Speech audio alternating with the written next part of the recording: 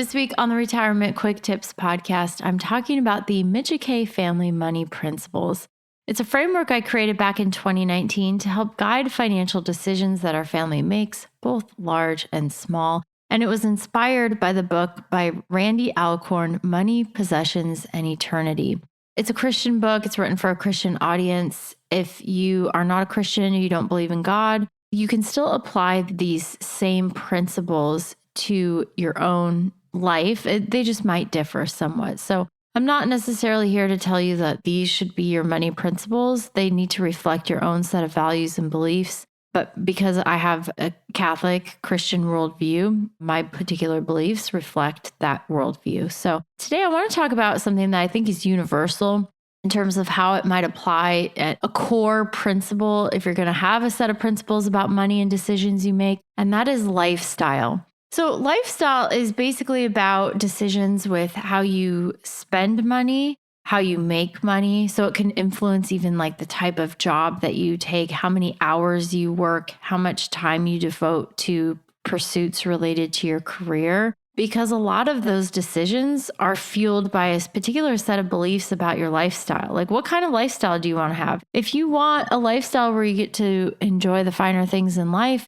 then maybe you'd be willing to work 60, 70 plus hours a week and not see your family or be able to go to your kids' sports games or whatever that might be, because you have a particular set of beliefs and values around work and lifestyle and money, and that's driving your behavior for better or for worse. So that's just one example of lifestyle, but the particular principle is driven by a belief that the pursuit of wealth or the pursuit of more for its own sake, that can be a very strong temptation, especially in today's world.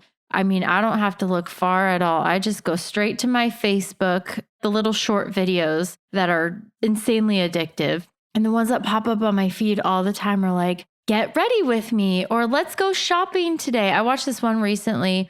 It was this mom and has like 3 kids and her husband, and they were shopping in New York City for a Christmas outfit so they could have matching Christmas outfits. And the places that they were like, we're just going to stop for a little lunch now, and then we're going to go do this. And then we met up later after the kids, la, la, la. All it was just a video about them spending obscene amounts of money. And the comment section was actually the best part. That's my favorite part of almost any video, is the comment section. Because people were commenting like, this is so disgusting. Like, nobody lives this way. Like, all it is just a big commercial for all these places. And if you know anything about like incentives of influencers, it's all commercial and they get paid sponsorships, but also the more extreme they are in their content, like, I'm going to feature 20 different face products in this video as like my normal, and put it off as like, this is my normal nighttime routine where I use 20 different products that I feature and link to, and I get affiliate links and I get commissions when you buy this stuff.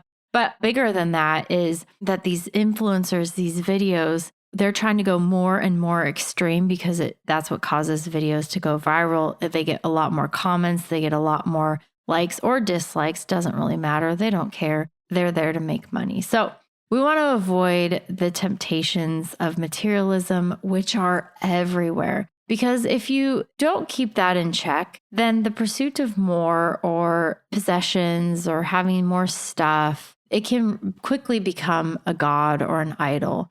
We want to avoid that. Even if you don't believe in the Almighty God, we don't want money and possessions and stuff. It's an empty life if that's where we're going. So we want to avoid materialism. Hopefully I shouldn't have to explain that too much. But instead, the idea here in the real world is not that we live like in a shack somewhere or we're homeless and we give up everything. It's having a strategic lifestyle. So making strategic decisions about saving, spending. Much of the decisions that are made to buy something is because you can afford it. That's it. But that's only half of the equation. The other half of the equation should be driven by, is this something that I need? What other purpose could the money be used for instead? Is there something better I could be doing with this? Why do I want this thing? And I buy stuff all the time without going through this process, but I try to go through this mental exercise, especially with bigger purchases.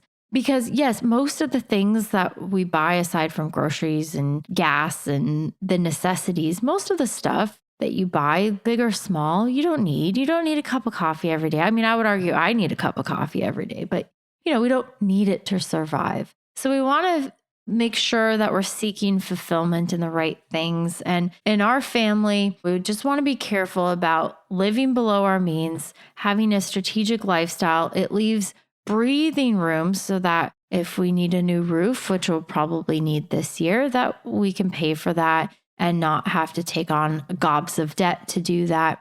It creates a lot of flexibility. It creates a lot of breathing room financially. You're not stressed about money the same way that somebody is who is always spending all of their money just because they can, and then they have a financial emergency. Something goes wrong, and now they have to put it on a high interest rate credit card debt.